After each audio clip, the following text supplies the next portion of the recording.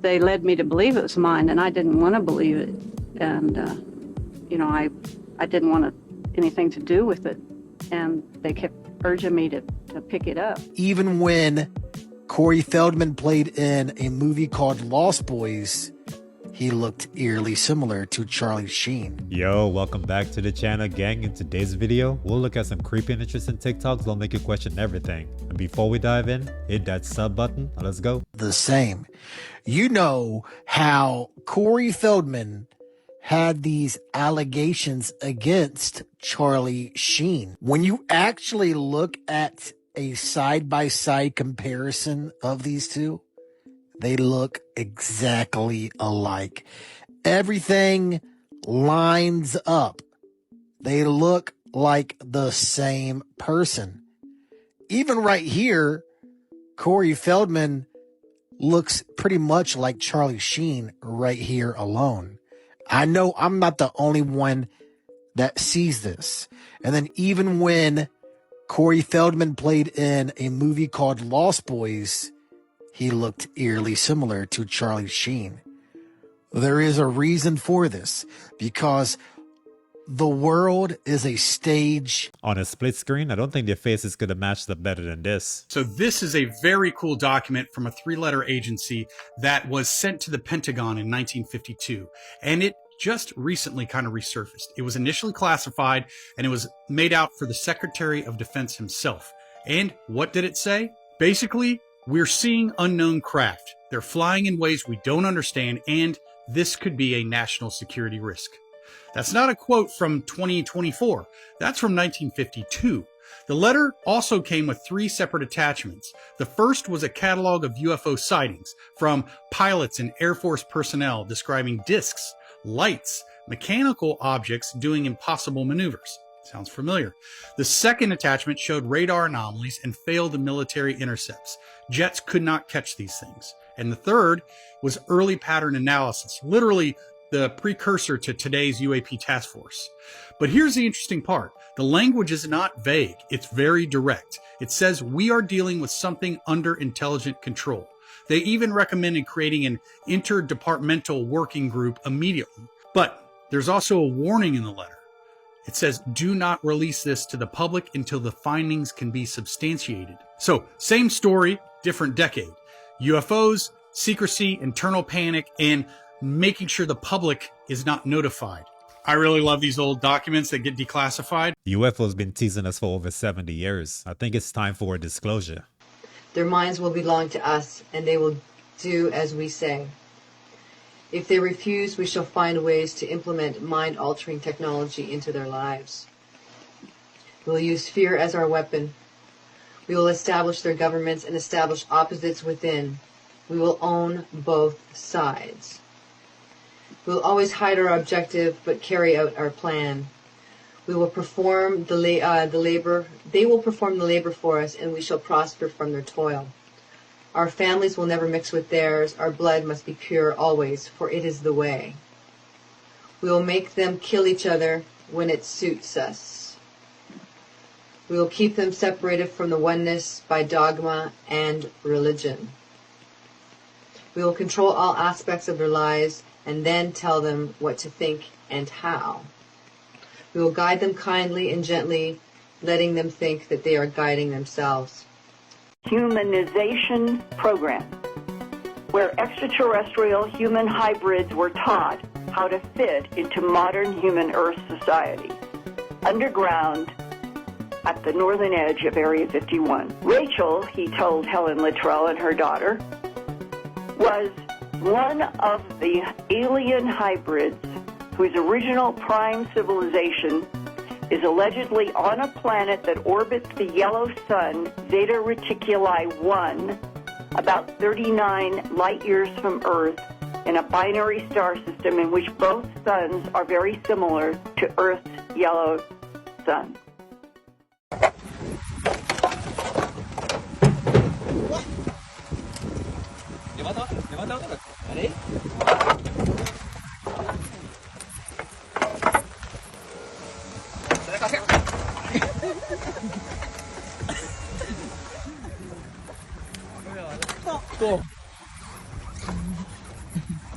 Ô meu, olha o céu, velho. Tira aqui, tira mais. Tira, tira. Bats are not generally active during the daytime, so they were probably pissed. They got mosquito-sized drones, but they try to say we was crazy though. When we said this shit, they said we was crazy. What they gonna say now? How they gonna explain it now? China just revealed they got a 0.2-inch mosquito drone, y'all. As you can see right here. A drone. That's a mosquito. Nigga, that's the size of a pinky. The fuck? They say it's for military operations. But what if it's for something more? And if China got it, how many other countries got it? Do the US got it? Are they just using it for military operations or for other things? You know what I'm talking about. Do y'all see the stinger on that junk? What if that junk land on you and inject you with like a tracker or some shit? Or it poisoned you? Like, what if that junk is deadly? You never know. Can you imagine being outside and a swarm of these junks attacking you and shit? Like, hell nah, fool.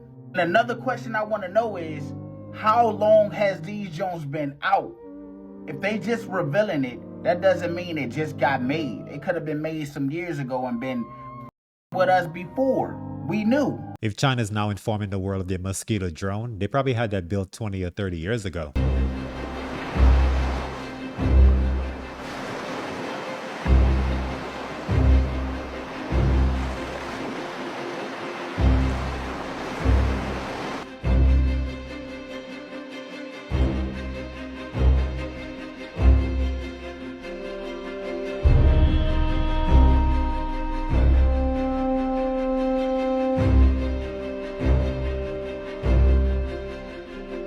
The amount of water that's flowing through that city, you'd think it rained for like a month straight. Dashcam video shows the moment the truck turned, smashing into the worker, shattering the bucket as he was standing in. Thankfully, he was wearing his safety equipment, which likely saved his life.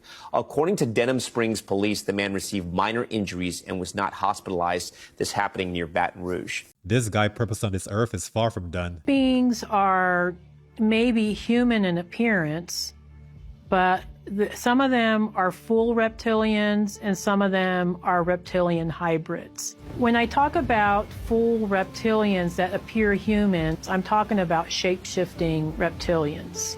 So reptilians have the ability to shape-shift, to look like something that they're not.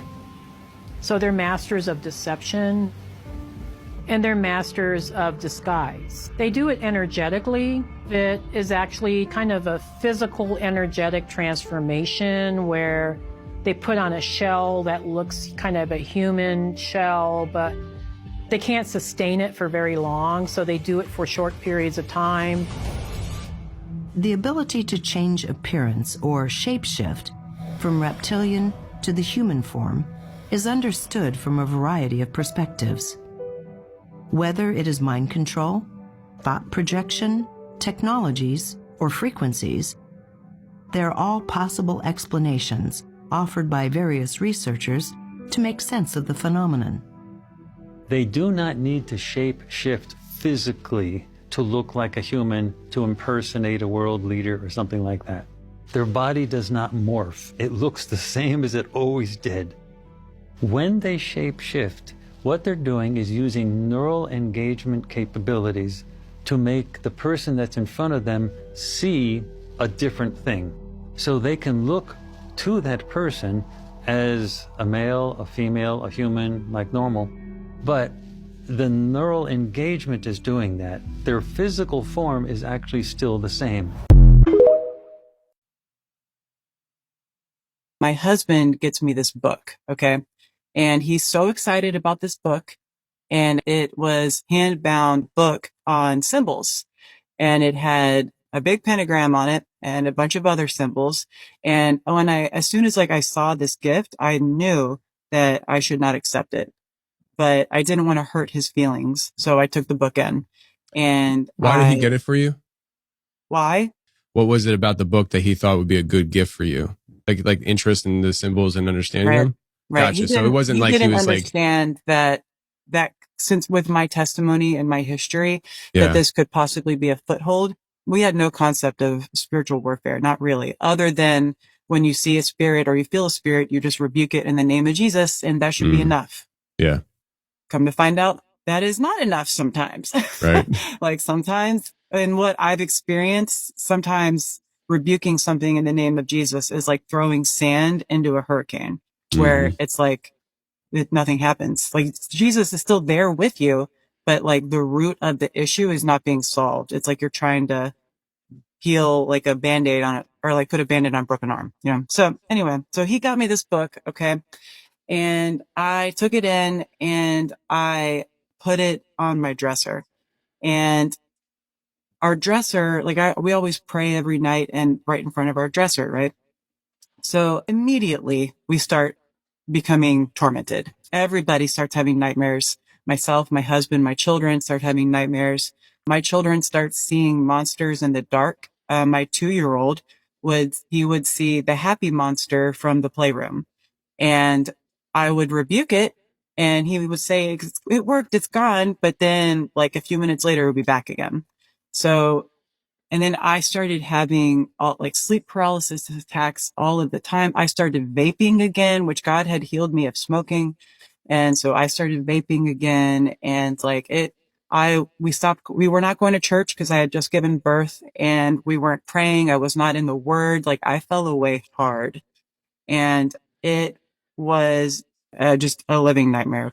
So this went on for a couple of weeks until finally I had this nightmare where I believe that God gave me this dream where I was standing in the dark and I see myself as a teenager doing witchcraft, and I see like a big pentagram, and I see the book, and I know like the book is what is causing this.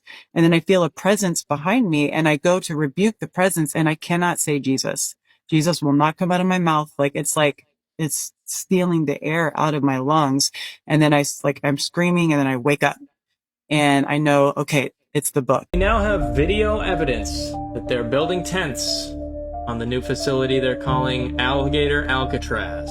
So my question is, who's building this facility? The first people we've uncovered are WIZSPEK Events Corp, based out of Miami. Another company we found is a company called US Tent Rental. They're based out of Sarasota. These two companies are providing resources to help build this facility, if not helping build it themselves. Both WIZSPEK Events Corp and US Tent Rental are complicit in what is going to be one of the most inhumane detention centers we've ever seen in our lifetimes. These are two companies that are blatantly and egregiously showing the state of Florida that they value profits over people. They literally want to house 1,000 people, probably more, in tents in the Everglades. I'll let you decide what to do next. Placing prisoners in tents and having alligators as security guards is diabolical. What is that? What you came for. A touch of magic in this world obsessed with science. A tonic. A potion. What does it do? How old would you guess I am? I wouldn't. Come on, don't try to flatter me. 38. Oh, 28. 3? 23. I am 71 years old. That's what it does. It stops the aging process dead in its tracks and forces it into retreat. Drink that potion, and you'll never grow even one day older. Well, let Donald Trump win by default, man. He is the last president of the USC, the United States of Earth, nigga. This shit is over with, nigga. That story in Revelation is about the end of the world. It's about the end of the world. Yeah, in Revelations, and the great beast, the 10-headed serpent, wasn't allowed to trade with anyone anymore. None of the merchants would trade with her. And everybody stood back and watched her sink, and they was like, oh, woe to that great beast Babylon, nigga. They was talking about America, nigga. Talking about, that's what's gonna happen. That's what's happening. That's what's happening. We good, though. You know what I'm saying? We good. You know what I'm saying? They took this shit from us. We wasn't killing each other. We wasn't disrespecting our women. It wasn't like that, y'all. So everything we did, we get passed. That should get a pass. We was under spells, y'all. We was spells. We had been enslaved. That's what really happened. They put spells on us. They locked our DNA, nigga. They enslaved this nigga. They put drugs in the kid. All this shit had us at each other. Facts. This is a fact. This brand set up a fake luxury store to show how the luxury industry can easily fool you. Payless ran a social experiment where they changed their name to Palessi to make it sound expensive. They opened a store next to real luxury brands in Los Angeles and invited a bunch of influencers to check it out. Palessi is just such high quality, high fashion. For me to experience this as an Italian designer is amazing. I would pay like $300-400 for these shoes for sure. The crazy part, they managed to sell their regular Payless shoes for $600 just because of the name and price tag. They were actually just Payless shoes that originally sold for $35. What? No way. You've got to be kidding me. Shut up. Are you serious? This experiment revealed something eye-opening. In luxury, people often pay for the name and the emotion that comes with it, rather than the actual quality. I haven't heard of Payless in a long time, but Shaq sold his shoes there like water back in the days. This is my second time telling y'all those Labubu dolls is gonna get y'all in trouble. So another video is going around where somebody is saying that their Labubu doll is haunted. They even went as far as to burn that Labubu doll because it did something that it wasn't supposed to do. Matter of fact, look at this shit. Look at this shit right here. His eye just turned green. What do you mean they turned green? Oh, hell nah. Don't throw it to me. Look. What happened? Now it look like she playing, but she not. Green, and I was cleaning my room. What do you mean it turned green? Y'all better leave these shits alone. His eye. His eye? Yeah. Wow. That's the same Labubu doll.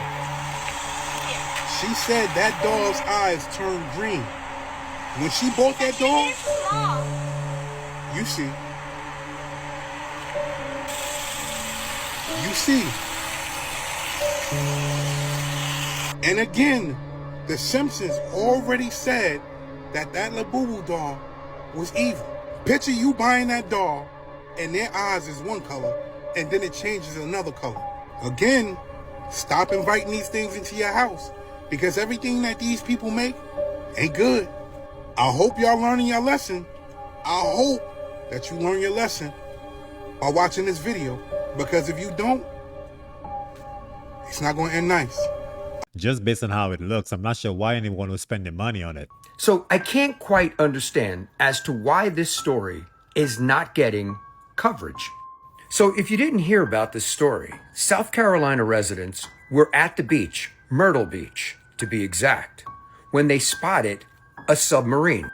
The submarine had everyone frightened, everyone running from the beach. They had no clue what it was doing there. So they made a phone call to their local authorities. The U.S. Coast Guard showed up.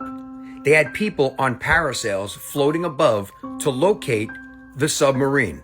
And of course, I didn't see it in any news publication. Did you? Matter of fact, take a look at this video. You got the Coast Guard. Everybody's watching. The Coast Guard just showed up on the scene. And the Coast Guard, they got two people Look at that. up on this balloon thing. And they're flying them over where the submarine was last spotted, seeing if they could get a bird's eye view on what's actually going down.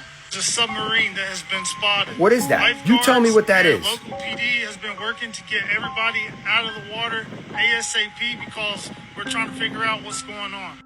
So tell me, what type of submarine is that? And why is it there? And what is it doing? On his channel, he also speaks about how news organizations have reached out to him to purchase more of the material and recordings that he took of this submarine. Are they going to use it, or are they going to make it vanish? Also in the video, you can see people literally running for their lives to get off of the beach because of this submarine. Take a look at this. We got about two more golf carts, a couple people walking up. Everybody's working to get out of here. And now we got people running. Guys, this is not looking good out here. People are running to get off the beach now. So my question to you is, what was the submarine doing so close to the beach? What was it there for? What was it looking for? that it forced people to call the authorities and get off of the beach. Based on how shallow the water could be, submarines don't typically come that close to the shoreline, but evidently those guys that were still in the water weren't fazed at all. The first time I was shown one that they said was mine, I was 15. And they brought me into this room. It was dimly lighted except for this little container. And I was kind of urged to go look at it. And it was a little small being with the head seemed bigger than the body, you know, out of proportion. And she had large eyes, but they weren't all black. They had the baby, the mixture of an alien and a human being. Yeah, that they led me to believe it was mine, and I didn't want to believe it. And you know, I didn't want anything to do with it, and they kept urging me to pick it up, and I resisted, but for some reason I did anyway. And it was like the instant I held it, I knew it was mine. There was some feeling or something of just holding it that I felt suddenly attached to it, and I was no longer afraid of it. I was protective and amazed because I was only 15, and to feel it was mine. And it was important for some reason that they wanted me to hold it, to touch it. And I didn't want to give it back up once I did. I was really upset when they took it back from me. But it looked a little more human. It had a little more of a nose and a mouth. Kind of squeaked, made a sound.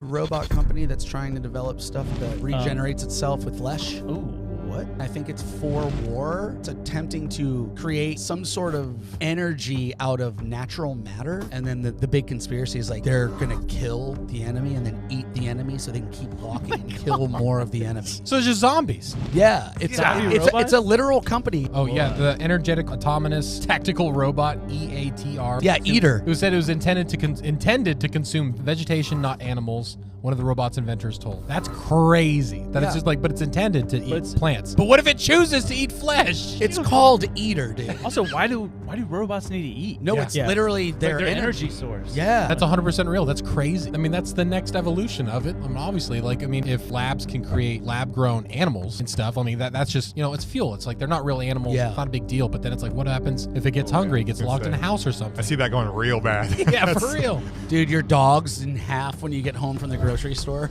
Dinner is done. It's mind-blowing that robots would have to consume vegetation, because I'd feel away if I had to share my Caesar salad. So, how many of you guys have seen this in Ruidoso, New Mexico, y'all?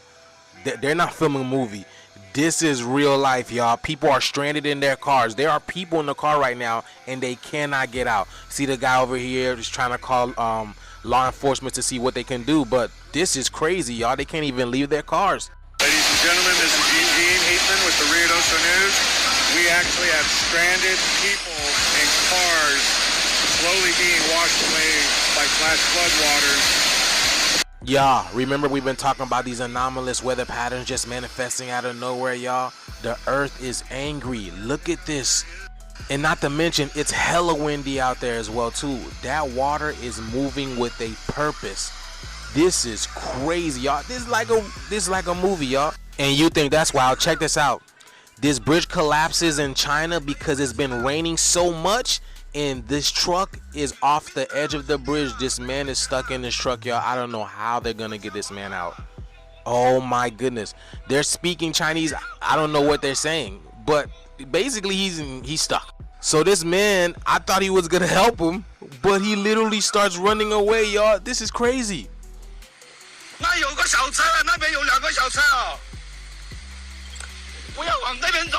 Look at this, he starts running. Y'all, I hope y'all realize this ain't just bad weather now.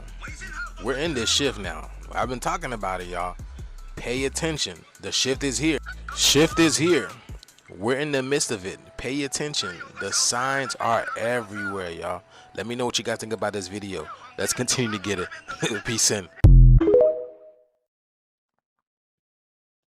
Deep beneath the ice of Antarctica lies the most disturbing technology they're experimenting with that should concern us all. Revealed by whistleblower Eric J. Hecker, a former contractor for Raytheon, a military-industrial technology company. He worked under them from 2010 to 2011 as a plumber and firefighter at a research station in Antarctica. Because of his position, he had a key to enter every door in the facility and was also briefed on how every single machine worked. He claims they're conducting trials in the South Pole with technology that you wouldn't even think is possible in our universe. The Ice Cube Neutrino Observatory is a massive array embedded into the Antarctic ice, intended for studying neutrinos strictly for scientific research. At least that's what they allowed to be made publicly known, as Hecker claims its true purpose is far more devious. Now, a neutrino is a special near massless particle that can travel at or even beyond the speed of light and are constantly emitted from deep space, which then reach us here on Earth. They're one of the most abundant particles in the universe and are so small they can pass between the electrons and even through the nucleus of an atom. In fact, about 100 trillion neutrinos pass through your body every second and are thus also known as the ghost particle. When a neutrino hits the nucleus of a water molecule like that in the ice of the Antarctic glaciers, it causes the nucleus to eject another special subatomic particle called a muon and creates a flash of blue light known as Cherenkov radiation. And that's what this ice cube array is designed to detect and study in the name of science. But according to Hecker, this isn't just a passive observation device. It's also a transmitter composed of about 5,000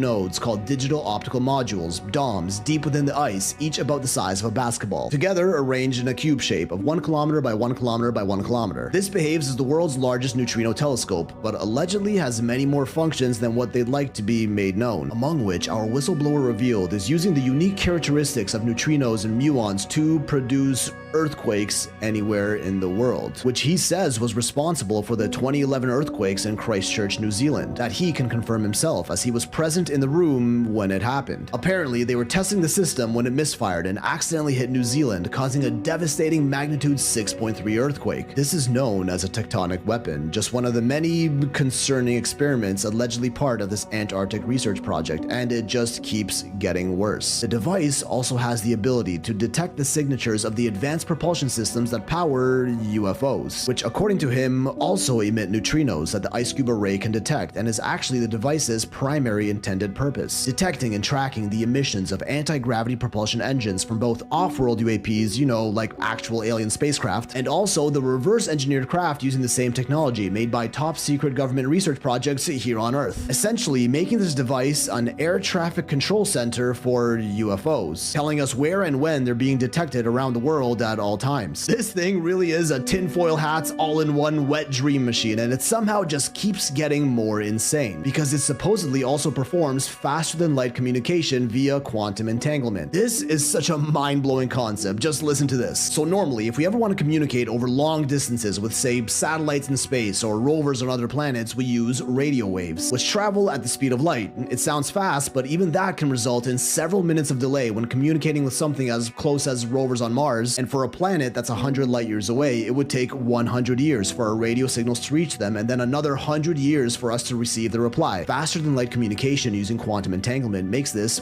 instantaneous. You take two particles, quantum entangle them however that looks, don't ask me, then separate them to any distance apart you'd like, and whatever you do to one particle will immediately affect the other one in no time, no matter the distance, be it 1 meter or 100 million light years. Interacting with one particle will affect the other one in that very same instant. As Einstein called it, spooky action at a distance. Quantum entanglement is real, which this device in Antarctica makes use of to communicate with anyone, anywhere in the universe instantly, allegedly using it to communicate with an off-world fleet deployed somewhere in deep space. Sounds like utter nonsense, but this information was actually already leaked by British hacker Gary McKinnon when he hacked NASA back in 2002, where he uncovered many classified photos and extensive information on UFOs, which we now know they did have possession of. He also came across an Excel file titled Non-Terrestrial Officers with a list containing dozens of names under the heading Fleet to Fleet Transfers, said to be a log of communication communications with a deep space fleet using this quantum technology. This whole hack was so serious the US government tried extraditing and prosecuting Gary over a 10-year-long legal battle, which they ultimately lost. Did he really expose non-terrestrial contact with an off-world fleet using this highly classified communication device? Because now this is where it becomes a little disturbing. Our whistleblower claims the device also has voice-to-skull technology capabilities, projecting voices directly into the minds of other people from any distance, being able to influence the thoughts, decisions, actions, and behavior of anyone at any time. Not only communicating with any point in space, but possibly even with any point in time. That would make this a device that can communicate with anyone, anywhere in the universe, at any time, and directly into people's minds. Using this, you would technically be able to go back in time and talk to your past self telepathically, meaning your inner dialogue and gut feelings could actually be your own advice given to you by your future self. Okay, we're going off the rails here, but clearly a device like this would be extremely powerful and quite concerning if it fell into the wrong hands. So how does someone even protect themselves against attacks from malicious agents using this technology? According to Hecker, it is through the ancient wisdom of our ancestors that can be summarized into two words: know thyself. A philosophical practice famously attributed to Greek philosopher Socrates, encouraging self-awareness and understanding of one's own nature, motivation, and limitations. If these weapons actually are being used around us, influencing our thoughts and behavior without us even knowing, the best way for us to keep our minds protected is through intentional daily introspection and self-reflection. Know thyself. Think for yourself, and don't mindlessly adopt the thoughts of the masses, which is honestly just solid life advice all around. Stay strong. Google just secretly dropped a mobile app that lets you run AI models directly on your phone for free with no internet required. The app is called Google AI Edge Gallery, and it's currently in testing on Android. This completely changes how we use AI because everything runs locally on your device. Here's how it works. Download the app from Google's GitHub repository. Then choose and download the AI model you want. Once installed, you have an unlimited AI access without any internet connection. The privacy benefits are incredible. Your conversations never leave your phone. There's no data sharing and no usage limits. You can ask questions about images, chat for hours without restrictions, and easily switch between different AI models depending on your needs. All of this happens completely offline. This undermines the entire subscription AI industry. Why pay monthly fees for ChatGPT or Claude when you can get similar capabilities for free with complete privacy? The app isn't on the Play Store yet since it's experimental, but you can manually install it from GitHub right now. It works on most Android devices and the setup is straightforward. This represents a massive shift from cloud-based to edge-based AI processing. Instead of sending your data to remote servers, the AI comes directly to you. Yeah, nobody gets out. You don't get out. You sell your soul to the devil, you owe the devil your soul. You know, that's hard. People like, no, you're just saying it because you like his beats. You're just saying it because you like his song. If you sell your soul to the devil, you made a deal. You took his riches, give it back. If you don't want the deal, return the goods. Do they ever return the goods, Zeke? Oh my God. You can make a deal with the devil, which I don't advise, but God ultimately owns everyone's soul, so a mistake for making a deal with the devil doesn't trap you forever. But that's it for the video. Thanks for kicking it with me, but before you leave, hit the like button and sub up, and I'll catch you in the next one. Peace.